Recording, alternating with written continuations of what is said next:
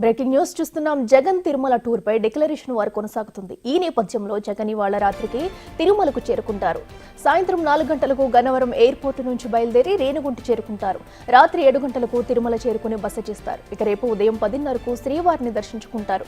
అయితే అన్య మతస్థుడైన జగన్ డిక్లరేషన్ పై సంతకం పెట్టాల్సిందేనని కూటమి నేతలు డిమాండ్ చేస్తున్నారు. ఈ నేపథ్యంలో తిరుమలలో ఏం జరుగుతుందనే టెన్షన్ నెలకొంది.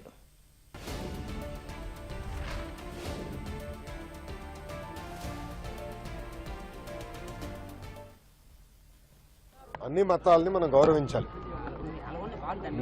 నేను చర్చికి వెళ్తే వాళ్ళ విధి విధానాలు నేను పాటిస్తాను. మసీదుకి వెళ్తే వాళ్ళ విధి విధానాలు నేను పాటిస్తాను. గుడికి వెళ్తే వాళ్ళ విధి విధానాలు నేను పాటిస్తాను. సో కొన్ని వాళ్ళ విధి విధానాల్లో కొన్ని సంతకాలు పెట్టాలని ఉంటుంది, కొన్ని కింద కూర్చోవాలని ఉంటుంది, కొంత పైన కూర్చోవాలని ఉంటుంది, మహిళలు ఒక సైడ్ కూర్చోవాలంటారు. అవన్నీ మనం గౌరవిస్తాం, పాటిస్తాం. అది మాజీ ముఖ్యమంత్రి వర్యులు పులివెందుల ఎమ్మెల్యే గారు కూడా పాటిస్తే బాగుంటుందని నేను కోరుతున్నాను. ఏం డిక్లరేషన్ ఇవ్వాలి? జగన్మోహన్ రెడ్డి గారు డిక్లరేషన్ ఇస్తారు, మీరు ప్రూఫ్లు ఇవ్వండి. ముందు మీరు ఏదో వాయిస్ ఓవర్ గా ఇక్కడ అది జరిగింది, నెయ్యిలో ఇది జరిగింది, అది జరిగింది కాదు, నిజమైన ప్రూఫ్లు మీరు బయట పెట్టండి, అప్పుడు డిక్లరేషన్ ఇస్తారు. ఎందుకెళ్ళా? దేవుడు ఏ మతం దేవుడైనా కావచ్చు, దేవుణ్ణి 100% మనస్ఫూర్తిగా నమ్మిన వ్యక్తి, మానవ సేవే మాధవ సేవ నమ్మిన వ్యక్తి జగన్మోహన్ రెడ్డి గారిని మించిన వాళ్ళు లేరని నేను చెప్తాను. జగన్మోహన్ రెడ్డి తిరుమలకు వస్తాను చెప్పి కొత్త డ్రామా తెరలేపారు.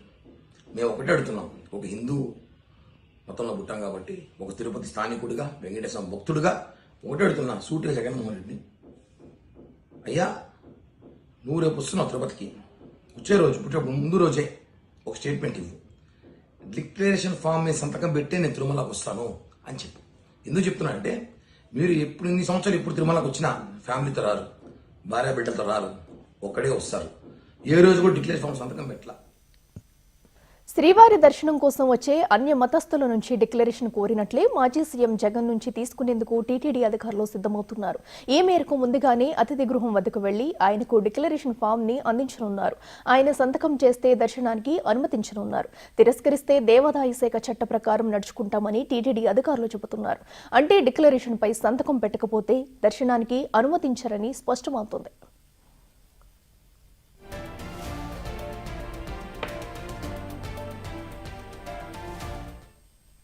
ఇదంశానికి సంబంధించి మరింత సమాచారం మా ప్రతినిధి దామోదర్ లైవ్ లో అందిస్తారు. దామోదర్, చెప్పండి, మరి మాజీ సీఎం జగన్ అయితే తిరుమల రానున్న నేపథ్యంలో ప్రస్తుతం అయితే డిక్లరేషన్ అనేది హాట్ టాపిక్ గా మారింది. అక్కడ ఏం జరగబోతుందనే ఉత్కంఠ కూడా నెలకొంది. డీటెయిల్స్ ఏంటి?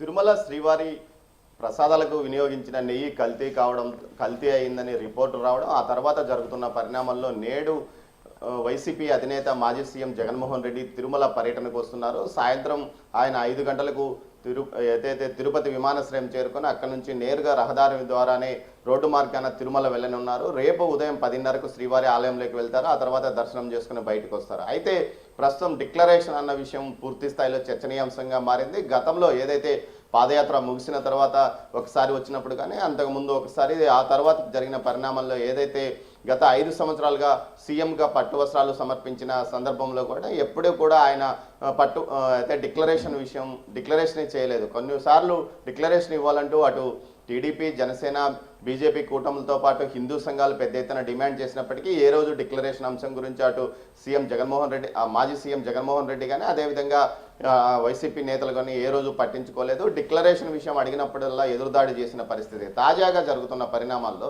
ఏదైతే ఆలయ ప్రతిష్టతను పూర్తిగా దెబ్బతీశారు, ఆలయ పవిత్రతను దెబ్బతీసే విధంగా కల్తీ నెయ్యి మొత్తం టెండర్లన్నీ ఓకే అయింది వైసీపీ ప్రభుత్వ పాలనలో అంటూ చెప్తున్న నేపథ్యంలో తాజాగా జరుగుతున్న పరిణామాల్లో 28వ తేదీ రాష్ట్ర వ్యాప్తంగా అటు వైసీపీ శ్రేణులు దేవాలయాల్లో పూజలు నిర్వహిస్తున్నాయి. అదే సమయంలో మాజీ సీఎం జగన్మోహన్ రెడ్డి తిరుమల శ్రీవారి దర్శనానికి వస్తున్న నేపథ్యంలో డిక్లరేషన్ విషయం మీద పూర్తి స్థాయిలో పట్టుబట్టారు. నిన్న అయితే సాధు పరిషత్ సభ్యులైతే ఏకంగా గరుడా సర్కిల్ వద్ద ఆందోళన నిర్వహించి తమ శవాల మీదనే జగన్మోహన్ రెడ్డి పైకి వెళ్లాలంటూ డిమాండ్ చెప్తున్న పరిస్థితి. మరోవైపు బీజేపీ కానీ అటు జనసేన టీడీపీ కూటములు కూడా ఇదే పరిస్థితి చెప్తున్నాయి. మొత్తం మీద అయితే ఈ రోజు తిరుపతిలో జనసేన అదేవిధంగా టీడీపీ కూటమి నేతలు సమావేశమవుతున్నారు. ఇందులో భాగంగా వీరు జగన్మోహన్ రెడ్డి పర్యటన నేపథ్యంలో ఎలాంటి చర్యలు తీసుకోవాలి, ఏ విధంగా అడ్డుకోవాలి అన్న విషయం మీదనే సమావేశానికి ఏర్పాట్లు చేశారు.